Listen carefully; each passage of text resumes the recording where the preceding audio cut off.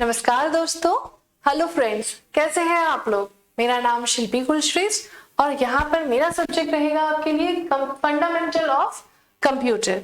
इसको हम एफओसी भी कहते हैं, कई लोग इसको कंप्यूटर फंडामेंटल भी कहते हैं। बेसिकली इसके अंदर हम पढ़ने क्या वाले हैं, सबसे पहला क्वेश्चन इसके अंदर हम पढ़ने वाले हैं कि कौन है कंप्यूटर के पापा जी, किसने बनाया कंप्यूटर को, और बनाया तो भैया क्यों बनाया, और उससे हमें फायदा क्या निकला है।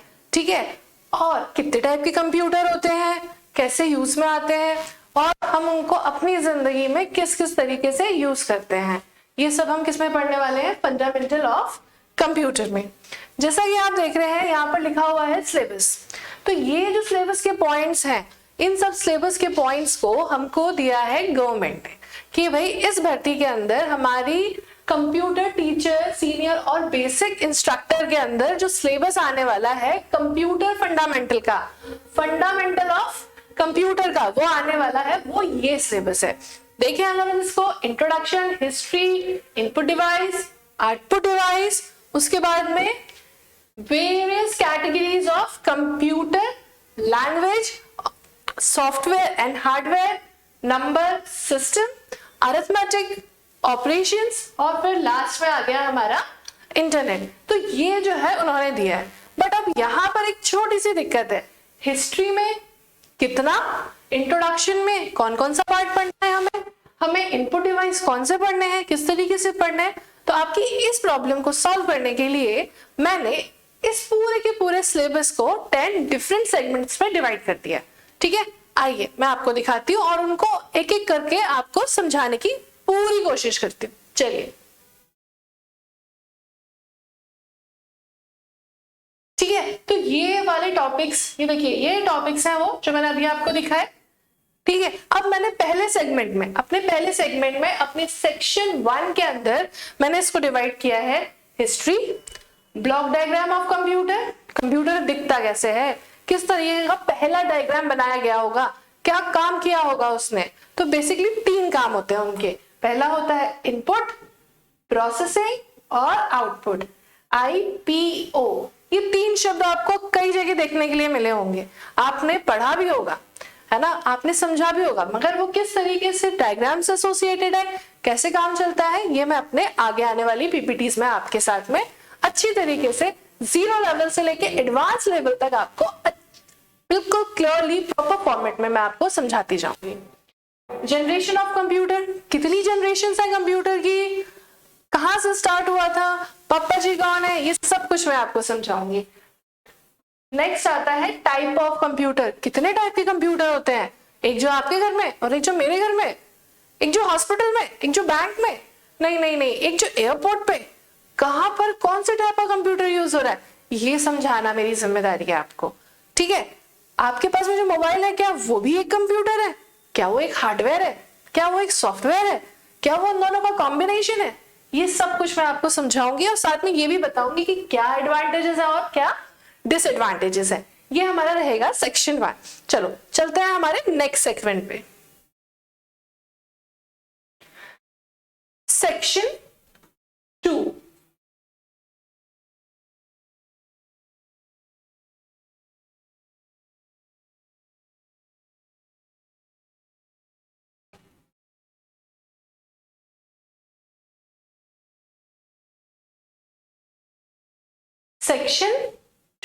सेक्शन 2 में मैंने क्या डिवाइड किया है, डिफरेंट यूनिट्स, कौन कौन सी कंप्यूटर की डिफरेंट यूनिट्स होती हैं। तो यहाँ पर कौन कौन सी है, input unit, output unit, memory unit, और लास्ट बहुत ही ज्यादा इंपॉर्टेंट, जिसके बिना कंप्यूटर नहीं चलना, वो क्या है हमारा CPU। CPU में क्या चीज आई, 3 चीजें बचपन से पढ़ते आ रहे हैं, फर्स्ट क्लास से पढ़ते आ रहे हैं, क्या क्या चलता आया, ALU,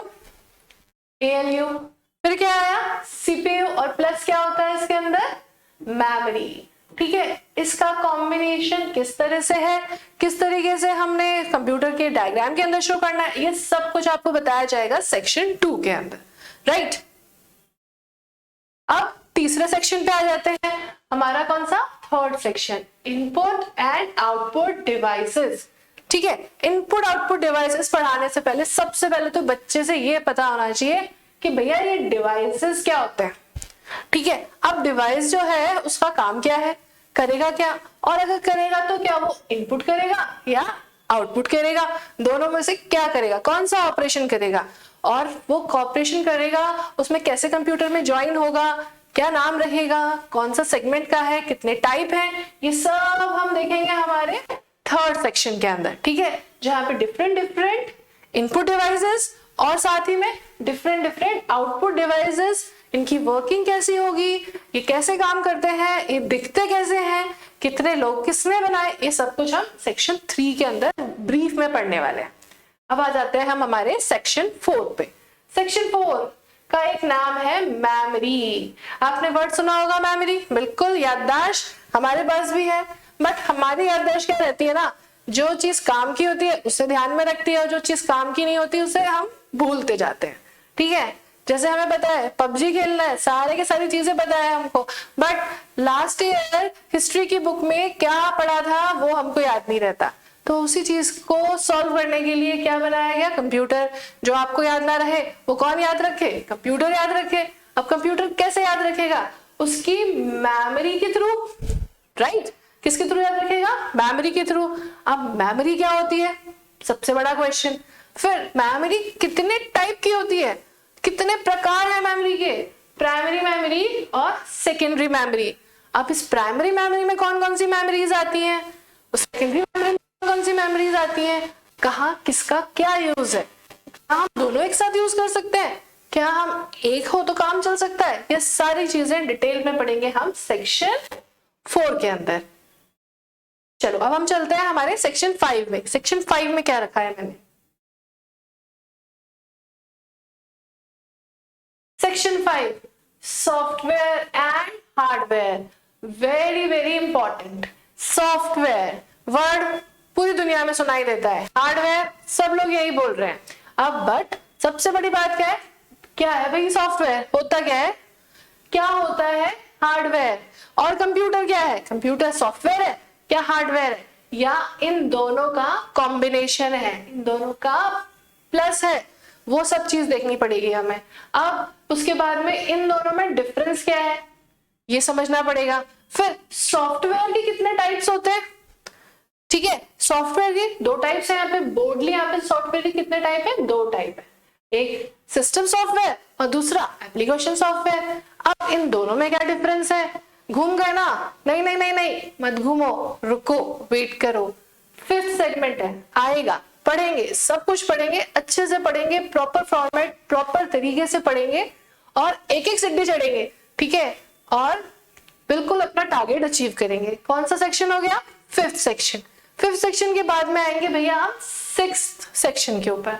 ठीक है, बच्चों का सेक्शन पे आएंगे 6th सेक्शन पे, ऑपरेटिंग सिस्टम। ऑपरेटिंग सिस्टम क्या है, जान है, किसकी, कंप्यूटर की जान है, कैसे ऑपरेट हो रहा है, हार्डवेयर और सॉफ्टवेयर जुड़कर कंप्यूटर तो बनाता है, मगर उसमें जान कौन डालता है, ऑपरेटिंग सिस्टम। ऑपरेटिंग सिस्टम होता क्या है, कैसे ऑपरेट किया जाता है, उसके फंक्शंस क्या है, क्यों जरूरत पड़ गई ऑपरेटिंग सिस्टम की, और साथ ही साथ टाइप क्या है ऑपरेटर्स ऑपरेटिंग सिस्टम के, वो सब हम इसमें ये देखेंगे। यूजेस क्या है, कैसे आगे काम करा जाएगा, कैसे इसका और इसका कॉम्बिनेशन मिलकर एक प्रॉपर कंप्यूटर बनेगा जो कि हमको हमारे कामों को यूज करने के लिए हम यूज कर सकते हैं। ठीक है, वो हम किस में देखेंगे, 6th सेगमेंट में। अब उसके बाद में हम जाएंगे 7th segment. 7th segment number system. Number क्या हुआ, संख्या। अब हम तो समझते हैं 1, आप भी समझते हो 1, बट कंप्यूटर कैसे समझेगा कि ये 1 लिखा हुआ है, कंप्यूटर को कैसे पता पड़ेगा कि ये 0 लिखा हुआ है, ये कौन सा फॉर्म है, ये कौन सा फॉर्मेट है, क्या कोई ऐसा भी नंबर हो सकता है AFG, क्या कुछ ऐसा भी हो सकता है, क्या मैं ऐसे लिख सकती हूँ, क्या ये भी एक नंबर है, हाँ जी ये भी एक नंबर है, इसको हम बोलते हैं हेक्साडेसिमल। तो वो सब हम किस में पढ़ेंगे, हमारे लास्ट सेगमेंट जो इस वाले पेज पर है 7th सेगमेंट में। ठीक है, अभी तक कितने सेगमेंट हो गए, 7 सेगमेंट। कितने सेगमेंट्स बाकी है, 3 सेगमेंट्स अभी हमारे पास में और बाकी, देखते हैं हम।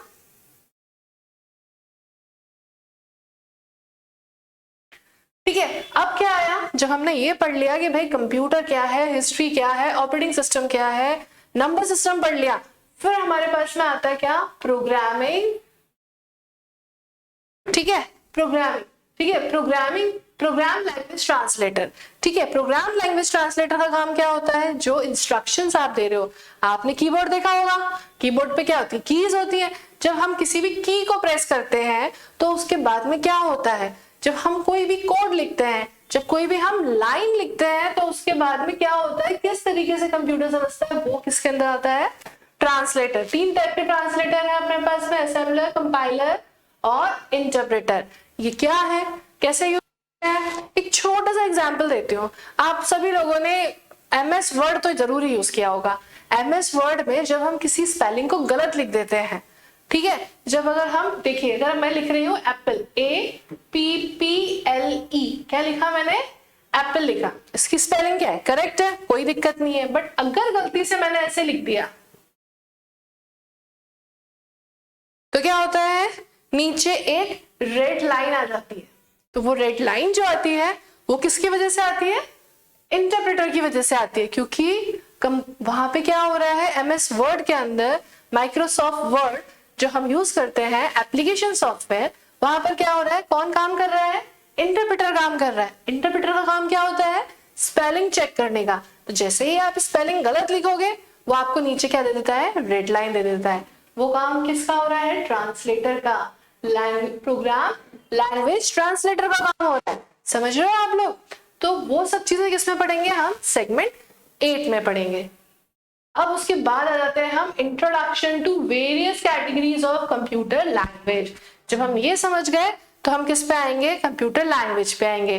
कौन कौन सी लैंग्वेज होती है, ठीक है, अब उनकी कैटेगरी कौन सी है, सबसे पहले कौन बनी, तो उसमें अपडेट करके उसके बाद कहाँ पहुंचे, और हम आज कहाँ खड़े हैं, आज हम किस टाइप की लैंग्वेज को यूज कर रहे हैं और कंप्यूटर्स के साथ में काम कर रहे हैं, वो सब कुछ किसमें सीखेंगे हम, सेगमेंट 9 के अंदर। ठीक, अब चलते हैं हमारे लास्ट सेगमेंट में, जो कि बच्चों का सबसे ज्यादा फेवरेट है। बच्चों का क्यों, बड़ों का, बूढ़ों का सबसे ज्यादा फेवरेट है। वो क्या है, इंटरनेट। इंटरनेट नाम सुनते ही चेहरों पे खुशी आ जाती है।